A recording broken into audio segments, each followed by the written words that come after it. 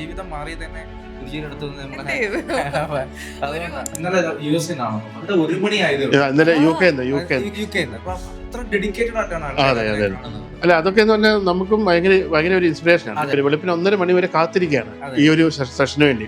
അത് അവരൊക്കെ എടുക്കുന്ന ആ ഒരു എഫോർട്ട് എത്രയെന്ന് ആലോചിച്ച് നോക്കിയാൽ മതി. നമ്മൾ ആഴ്ചയിൽ 2 തവണ നടത്തുന്ന DA തീർച്ചയായിട്ടും. സെഷൻ. അല്ല, അതെന്ന് പറയുന്നത് നമ്മുടെ ഒരു സമർപ്പണമാണ്. എന്ന് വെച്ചാൽ ആ ദിയക എന്ന് പറയുന്ന ആ ഒരു അത്രയും പവർഫുൾ ആയിട്ടുള്ള ഒരു ഹീലിംഗ് എനർജിയെ പ്രോസസ്സ് ചെയ്യാനായിട്ട് ഒരു നിയോഗം ലഭിക്കുക എന്ന് പറയുന്നത് വളരെ വലിയൊരു കാര്യമാണ്. എന്ന് വെച്ചാൽ സാധാരണ ആളുകൾക്ക് ഇപ്പം കോടിക്കണക്കിന് ആളുകളുണ്ട്, ഈ മേഖലയിൽ ഒരുപാട് റിസർച്ച് ചെയ്ത ആളുകളുണ്ട്. അവർക്കൊന്നും ലഭിക്കാത്തൊരു നിയോഗമാണ് ദിയകയിലൂടെ എനിക്ക് ലഭിച്ചത്.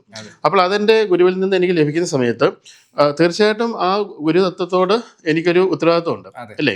അപ്പോൾ അതിന് എൻ്റെ ഉത്തരവാദിത്വം അല്ലെ എൻ്റെ ഒരു ദക്ഷിണയായിട്ടാണ് ഞാൻ ഈ ആഴ്ചയിൽ 2 ദിവസം ഇതേപോലെയുള്ള ആ ഒരു സെഷൻ എടുത്തുകൊണ്ടിരിക്കുന്നത്. അപ്പോൾ അവിടെ വരുന്ന ആളുകളെ സംബന്ധിച്ചിടത്തോളം അവിടെ ഞാൻ പലപ്പോഴും പരമാവധി ഞാനത് മുടക്കാറില്ല. നമ്മുടെ അല്ലാതുള്ള ക്ലാസ്സുകൾ മുടങ്ങിയാൽ പോലും പേയ്മെൻറ്റ് തന്നിട്ടുള്ള ക്ലാസ്സുകളൊന്ന് മാറ്റി വെച്ചാൽ പോലും ഞാൻ പരമാവധി ആ ക്ലാസ് മുടക്കാറില്ല. കാരണം എന്താണെന്ന് വെച്ചാൽ അതിൽ ഒരുപാട് പ്രതീക്ഷകളോടെ ആളുകൾ ഇരിക്കുകയാണ്. ഇപ്പം ഈ അടുത്ത വ്യാഴാഴ്ച വ്യാഴാഴ്ച വൈകിട്ട് 9 മണിക്കാണ് നമ്മുടെ ക്ലാസ് വരുന്നത്. ആ വ്യാഴാഴ്ച വൈകിട്ട് 9 മണി ആകാനായിട്ട് കാത്തിരിക്കുന്ന ആളുകൾ. അതുപോലെ ഞായറാഴ്ച രാവിലെ 6:30-ക്കാണ്. അത് സൺഡേ നമ്മൾ വെച്ചത് വിദേശ രാജ്യത്തിലുള്ളവർക്ക് പ്ലാൻ ചെയ്തിട്ടാണ്. പക്ഷെ ഇപ്പൊ നമ്മുടെ നാട്ടില് പള്ളിയിൽ പോകുന്നവർക്ക് രാവിലെ 7:30 അവർക്ക് പള്ളിയിൽ പോകണം. അപ്പൊ അവര് നേരത്തെ ഇറങ്ങണം. ഇന്നലെയും കൂടി ഒരാൾ എന്നോട് പറഞ്ഞതേ ഉള്ളൂ, നമുക്ക് ആ ടൈം പറ്റുന്നില്ല. മാത്രമല്ല ഗുരുജി ഇപ്പം ഇന്നലെ യുഎസ് ഒരാള് അവിടെ 1 മണി ആയത് ഇന്നലെ യു കെ അപ്പൊ അത്ര ഡെഡിക്കേറ്റഡ് ആയിട്ടാണ് ആൾക്കാർ കാണുന്നത്. അല്ല, അതൊക്കെ എന്ന് പറഞ്ഞാൽ നമുക്കും ഭയങ്കര ഒരു ഇൻസ്പിറേഷനാണ്. കാരണം വെച്ചാൽ അവര് ജോലി കഴിഞ്ഞ് വന്നിട്ട് ഈ 1 മണി അവിടെ 1:30 മണി കണ്ടായിരുന്നു. അപ്പൊ 1:30 മണി വരെ വെളുപ്പിന് 1:30 മണി വരെ കാത്തിരിക്കുകയാണ് ഈ ഒരു സെഷന് വേണ്ടി. അത് കാത്തിരുന്ന് അവിടുന്ന് പിന്നെ ഏകദേശം 1.5 മണിക്കൂർ എടുക്കും നമ്മുടെ സെഷൻ തീരാനായിട്ട്. ആ 1.5 മണിക്കൂർ കഴിഞ്ഞിട്ട് വേണം അദ്ദേഹത്തിന് ഉറങ്ങാനായിട്ട് പോകാൻ. അത് കഴിഞ്ഞിട്ട് വേണം അദ്ദേഹത്തിന് ജോലിക്ക് പോകാൻ.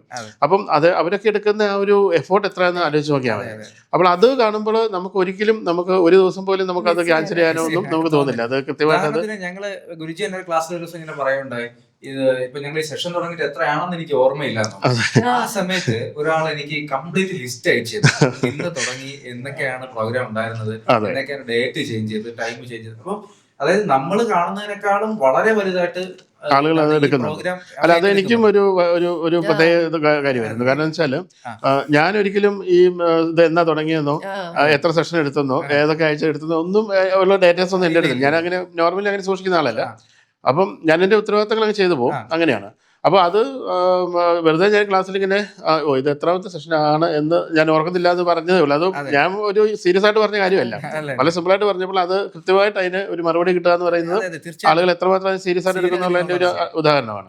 പക്ഷെ നമ്മളെ സംബന്ധിച്ചിടത്തോളം നമുക്ക് അതിൻ്റെ അകത്തുള്ള ഒരു ഏറ്റവും വലിയ ഒരു സാറ്റിസ്ഫാക്ഷൻ എന്ന് പറയുന്നത് വർഷങ്ങളായിട്ട് ആളുകൾ അനുഭവിക്കുന്ന പ്രശ്നങ്ങൾ, വർഷങ്ങളായിട്ട് പരിഹരിക്കാനായിട്ട് പറ്റാത്ത പ്രശ്നങ്ങൾ, അതുപോലെ തന്നെ ലക്ഷക്കണക്കിന് രൂപ മുടക്കി ശ്രമിച്ചിട്ടും പരിഹരിക്കാൻ പറ്റാത്ത പ്രശ്നങ്ങൾ, അതൊക്കെ നമുക്ക് ആ ഫ്രീ സെഷനിൽ തന്നെ പരിഹരിക്കപ്പെടുന്നുണ്ട് എന്നുള്ളതാണ്. മാത്രമല്ല ഗുരുജി, എനിക്ക് തോന്നുന്നു വെച്ചാൽ ഈ ഡിസ്റ്റൻസ് ആയിട്ട് മാസ് ആയിട്ട് ഹീൽ ചെയ്യാൻ പറ്റുന്ന ഈ പലതരത്തിലുള്ള ആൾട്ടർനേറ്റീവ് ഹീലിംഗ് മെത്തേഡുകളുണ്ട്.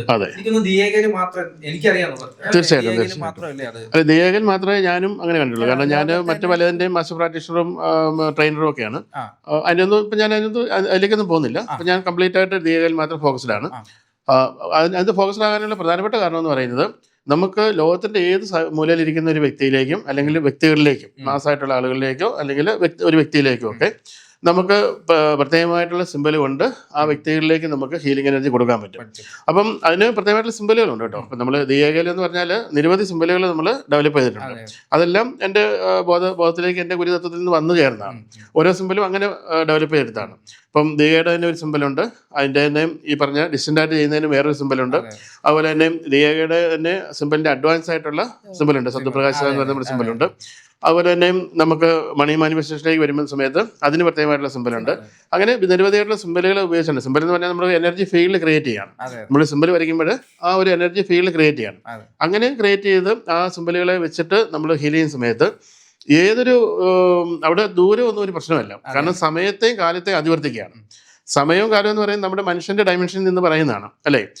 മനുഷ്യനാണ് ഇപ്പോൾ ഇവിടെ ഇരിക്കുന്ന സമയത്ത് ഇന്ന സമയത്ത് നമ്മൾ ഇവിടെ ഇരിക്കുന്നു. ഇതേ സമയത്ത് നമുക്ക് അമേരിക്കയിൽ ഇരിക്കാൻ പറ്റില്ല. അതാണ് സമയത്തിന്റെ വ്യത്യാസം എന്ന് പറയുന്നത്. എന്ന് പറഞ്ഞ പോലെ തന്നെ ഈ സമയത്തെ അതിവർത്തിച്ചുകൊണ്ട് അതുപോലെ തന്നെ ദൂരത്തെ കാലത്തെയും അതുപോലെ തന്നെ ഈ പ്ലേസിനെയും നമ്മൾ അതിവർത്തിച്ചുകൊണ്ട് നമ്മൾ സഞ്ചരിക്കാൻ പറ്റുന്ന തരത്തിലേക്കാണ് ആ സിമ്പലുകൾ രൂപപ്പെട്ടിരിക്കുന്നത്. അതുകൊണ്ട് തന്നെ വെച്ചാൽ ഞാൻ എവിടെ ഇരുന്നാലും എവിടെ ഇരുന്ന് സിമ്പിൾ വരച്ചാലും ആ സിമ്പലിൻ്റെ എനർജി അല്ലെങ്കിൽ ആ ഹീലിങ്ങിൻ്റെ എനർജി നമുക്ക് എവിടെ ഇരിക്കുന്ന ആളുകളിലേക്ക് നമുക്ക് കൊടുക്കാൻ പറ്റുമെന്നുള്ളതാണ് അതിൻ്റെ പ്രത്യേകത എന്ന് പറയുന്നത്. ഗ്രൂപ്പിൽ അവര് അതിന്റെ റിപ്ലൈ ഇടുമ്പോൾ എന്റെ ഓരോ ചക്രാസിലും പലർക്ക് പല എക്സ്പീരിയൻസ് ഡിസ്റ്റന്റ് ഹീലിംഗ്. ഞാൻ തന്നെ പേഴ്സണലി ദിയക ഹീലിംഗ് അറ്റൻഡ് ചെയ്തതിനു ശേഷം ഗുരുജി ഞങ്ങളൊരു ഗ്രൂപ്പായിട്ട് ഏൽപ്പിച്ചിട്ട് ഡിസ്റ്റന്റ് ഹീലിംഗ് പ്രാക്ടീസ് ചെയ്യാൻ പറയുന്നു. അങ്ങനെ ചെയ്ത സമയത്ത് വളരെ അത്ഭുതത്തോടെയായിരുന്നു. ഈ ഒരു എക്സ്പീരിയൻസ് പറഞ്ഞ ഒരു ലൈറ്റ് വന്ന് എന്തോ ആരോ വണ്ടി നേരെ ആ ഒരു ഫീലിലായിരുന്നു. പേടിയാ, കണ്ണു തുറക്കുക, എന്തോ നമുക്ക് ആദ്യമായിട്ട് അനുഭവിക്കല്ലേ. അപ്പൊ അത് തന്നെ നമ്മുടെ ഗ്രൂപ്പിൽ ഒരു ഫാമിലി ഉണ്ട്, ഹസ്ബൻഡ് വൈഫ്, പേര് ഞാൻ പറഞ്ഞു. അവർക്കും ഇതേപോലെ ഫ്രണ്ടില് നമ്മള് ലൈറ്റ് ലാമ്പോ വിളക്കോ എന്തെങ്കിലും കത്തിച്ചിരുന്ന അത് കയറി ഇനി കത്തിപ്പോയതാണോ എന്നൊക്കെ അവർക്ക് തോന്നി. കണ്ണടച്ചിരിക്കുമ്പോ ആ പ്രകാശം വരുന്നത് അതൊക്കെ ഒരു പറഞ്ഞറിയിക്കാൻ പറ്റില്ല. ചില ആളുകൾ അതിനകത്ത് തന്നെ ഇരുന്ന് കറങ്ങുന്നതൊക്കെ കാണുന്നില്ല. ചില ആൾ കറങ്ങുന്നു, അല്ലെങ്കിൽ ചിലർ ബോധം കെട്ട് വീഴുന്നു. ബോധം കെട്ട് വീഴുന്ന അൺകോൺഷ്യസ് ആവുന്നതുകൊണ്ടാണ്, അല്ലാതെ വൊമിറ്റ് ചെയ്യുന്നു. അതൊക്കെ തന്നെ അവരുടെ നെഗറ്റീവ് കാര്യങ്ങൾ പോകുന്നതാണ്. ആ നെഗറ്റീവ് കാര്യങ്ങൾ പോയിട്ട് അവർ ശുദ്ധമായി മാറുകയാണ്. അപ്പം ആ ഹീലിംഗ് എനർജി നമ്മൾ, അതുകൊണ്ടാണ് ഇപ്പം നമ്മൾ പഞ്ചഭൂത ശുദ്ധിക്രിയയും കൂടെ അതിൻ്റെ ഉൾപ്പെടുത്തിയേക്കുന്നത്. അപ്പം അവരിയ്ക്കുന്ന സ്ഥലത്ത് നമ്മൾ ശുദ്ധി ചെയ്യുന്നു, ആ വ്യക്തികളെ ശുദ്ധി ചെയ്യുന്നു. അങ്ങനെ ശുദ്ധി ചെയ്ത് ക്ലെൻസ് ചെയ്യാന്ന് പറയുന്ന പ്രോസസ്സ് കഴിഞ്ഞിട്ടാണ് പിന്നെ ഹീലിംഗ് കൊടുക്കുന്നത്. അപ്പോൾ ഓട്ടോമാറ്റിക്കലി അവരിൽ ആ ഹീലിംഗ് എനർജി ഓട്ടോമാറ്റിക്കലി വർക്ക് ചെയ്യും. ഒരു വൺ ഡേ ക്ലാസ് എടുക്കാനുള്ളതാണ് ഗുരുജി ഒരു മണിക്കൂർ ചെയ്ത് കൊടുക്കുക. അല്ല, അത് സാധാരണ ഇതിൽ സാധാരണ ഹീലേഴ്സ് ഒന്നും അങ്ങനെ ഒരു തലത്തിൽ ഹീൽ ചെയ്യാനായിട്ട് കുറച്ച് പാടാണ്. കാരണം വെച്ചാൽ മാസമായിട്ടുള്ള ആളുകൾക്കാണ്. കാരണം ഓരോ ആളുകളും വന്നിരിക്കുന്ന ഓരോ ആളുകളും ഓരോ പ്രശ്നങ്ങളുമായിട്ടായിരിക്കും. അപ്പം അവർ അത്രയും പവറായിട്ടുള്ള ആ നെഗറ്റീവായിട്ടുള്ള ഫീൽഡിലേക്കാണ് നമ്മൾ ഇടപെടുന്നത്. അപ്പം അത് ഇടപെടുക എന്ന് പറയുന്നത് അത്രയും പവർ വേണം, അത്രയും എനർജി വേണം. ആ എനർജിയാണ് നമുക്ക് ദിയയിലൂടെ നമുക്ക് ഈശ്വരൻ നമുക്ക് നൽകിയത്. അപ്പോൾ തീർച്ചയായിട്ടും അത് നമുക്ക് അതിൻ്റെ ഒരു സമർപ്പണമായിട്ട്, അതിൻ്റെ ദക്ഷിണയായിട്ട് നമ്മൾ ചെയ്യുന്ന കാര്യങ്ങൾ ചെയ്യാൻ നമ്മൾ ബാധ്യസ്ഥരാണ്. അപ്പം നമ്മൾ ആയിരിക്കുന്ന സമൂഹത്തിൽ നമുക്കിപ്പം ഒരു 1000 രൂപ 10,000 രൂപ അല്ലെങ്കിൽ 1,00,000 രൂപ കൊടുത്ത ഒരാളെ സഹായിക്കാൻ പറ്റും. പക്ഷേങ്കിൽ അവരനുഭവിക്കുന്ന ഒരു പ്രശ്നത്തെ അടിയോടെ മാറ്റി കൊടുക്കാനായിട്ട് സാധാരണ ആളുകളെ കൊണ്ട് പറ്റത്തില്ല. അപ്പൊ അതിന് ഉള്ള ഒരു വരവാണ്, അല്ലെങ്കിൽ അതിനുള്ള ഒരു ഇതാണ് നമുക്ക് പ്രപഞ്ചത്തിൽ നിന്ന് കിട്ടിയിരിക്കുന്നത്. അപ്പൊ അത് തീർച്ചയായിട്ടും നമ്മളത് സമൂഹത്തിലേക്ക് പകർന്നു കൊടുക്കുക എന്നുള്ളത് നമ്മുടെ ഉത്തരവാദിത്തമാണ്. അങ്ങനെയാണ് ഞാനത് ചെയ്തു പോകുന്നത്.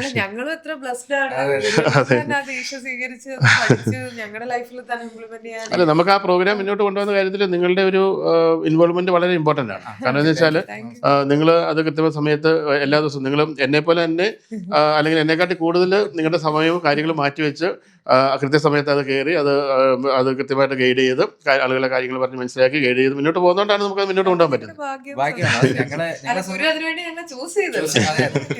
ഞങ്ങളത് ആഗ്രഹിക്കുന്നുണ്ട്. കാര്യം എത്രത്തോളം ഗുരുജിയായിട്ട് നമുക്ക് ചേർന്ന് നിൽക്കാൻ പറ്റും എന്നുള്ളതാണ് നമ്മൾ ആഗ്രഹിക്കുന്നത്. തീർച്ചയായിട്ടും ഞങ്ങളുടെ ജീവിതം എന്റെ പ്രത്യേകിച്ച് എന്റെ പേഴ്സണലി പറയണം, എന്റെ ജീവിതം മാറി തന്നെ